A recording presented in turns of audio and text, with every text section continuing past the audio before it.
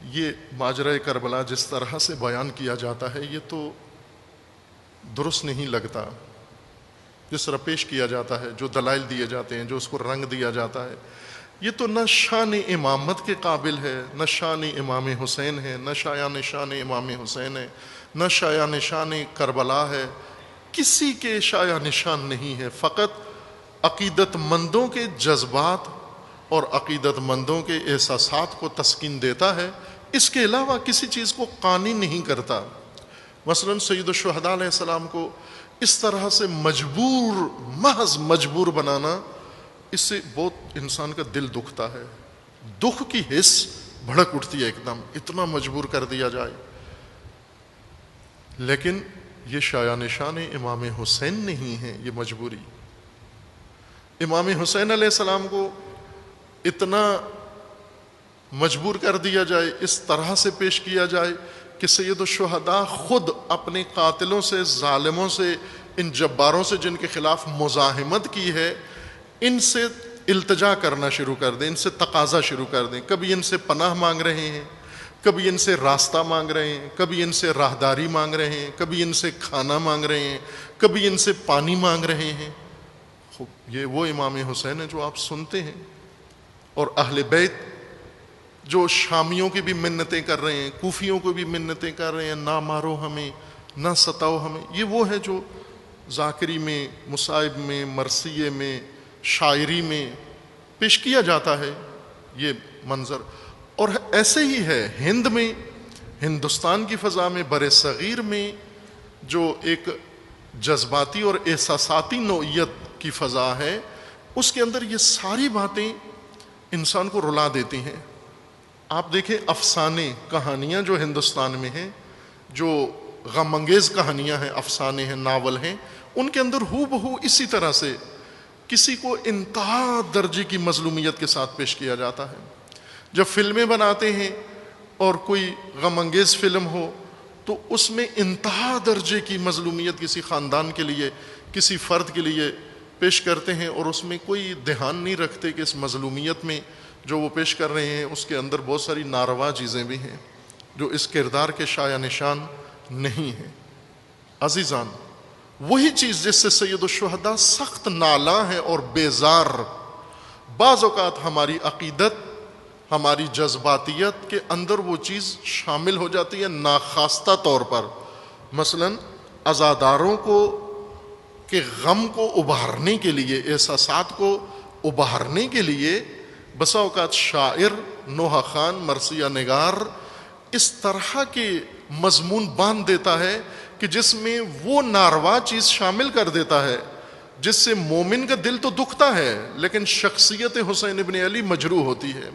تکلیف محسوس ہوتی ہے، اور وہ ہے ذلت، حقارت۔ آپ اگر ایک ایک لے کر ان عقیدتی کلاموں کو تجزیہ کریں تو آپ کو اس کے جملے جملے کے اندر وہ ذلت و حقارت ٹپکتی نظر آتی ہے،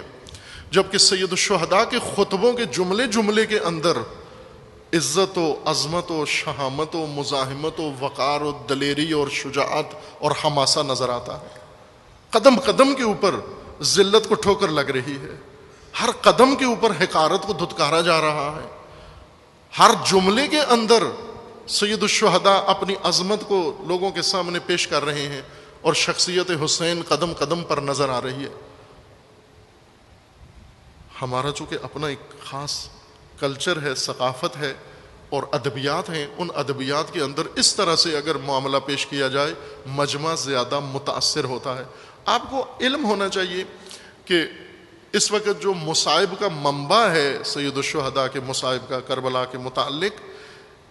یہ کتاب مکمل طور پر ایک فرضی کتاب ہے جس کے مصنف نے صداقت کے ساتھ اپنی کتاب میں لکھا ہے۔ روضۃ الشہداء ایک کتاب ہے، اہل سنت کے رائٹر نے لکھی ہے، شیعہ رائٹر نہیں ہے، اہل سنت کے ایک مصنف نے یہ کتاب تالیف کی ہے، اور ساتھ لکھا ہے کہ میں نے جو اس کتاب میں لکھا ہے تاریخ نہیں ہے،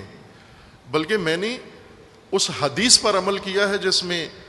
رسول اللہ کا فرمانا ہے کہ جو بھی حسین پہ روئے گا، رلائے گا، رونے کی شکل بنائے گا، اس کے لیے جنت واجب ہو جائے گی۔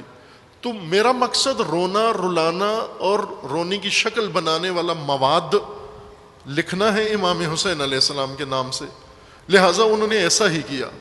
ہر داستان جو کہیں سے بھی سنی ہوئی تھی، کہیں وقوع پذیر ہوئی یا نہیں ہوئی،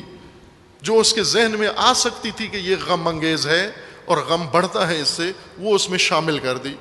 آنے والوں نے پڑھ کے اسی کو ممبروں کے اوپر دہرانا شروع کر دیا، اور علماء نے، چونکہ بعض علماء نے بھی یہ کام کیا، اور ان علماء نے بھی اسی کتاب کو منبع قرار دیا اور اس میں مہر لگا دی، لہٰذا آنے والوں نے اس کو تاریخ کربلا سمجھ لیا۔ تاریخ کربلا میں بارہا میں نے آپ کی خدمت میں چند کتابیں متعارف کروائی ہیں جو تاریخ کربلا ہیں، کسی حد تک قابل اعتماد تاریخ کربلا ہیں۔ ان میں ایک منبع و معتبر ترین منبع کتاب ارشاد ہے شیخ مفید رحمۃ اللہ علیہ کی۔ دوسرا منبع مقتل ابی مخنف ہے۔ تیسرا منبع جو کربلا کے متعلق ہے تاریخ طبری کا وہ باب جس میں کربلا کا ذکر ہے، کسی حد تک اس کے اندر مطالب آئے ہیں۔ اور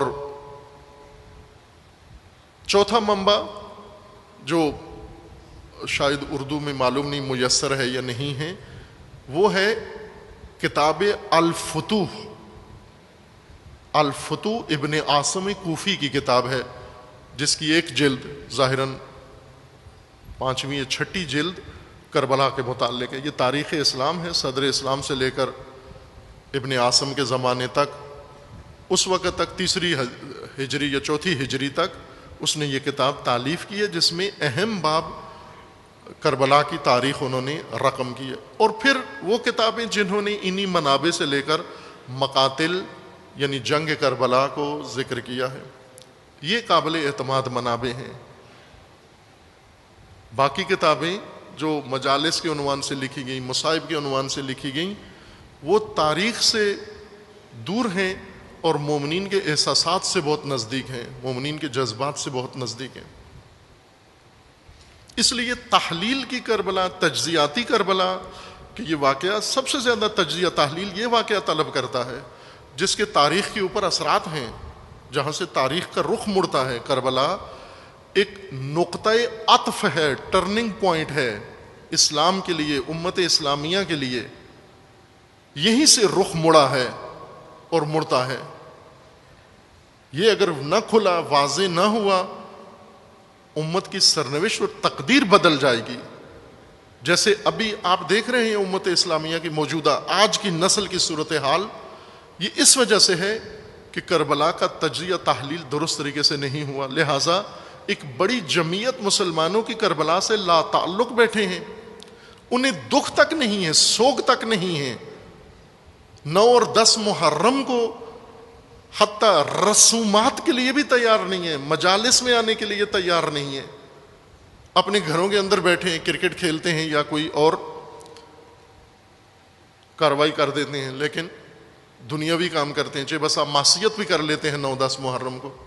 چھٹی منا لیتے ہیں کہ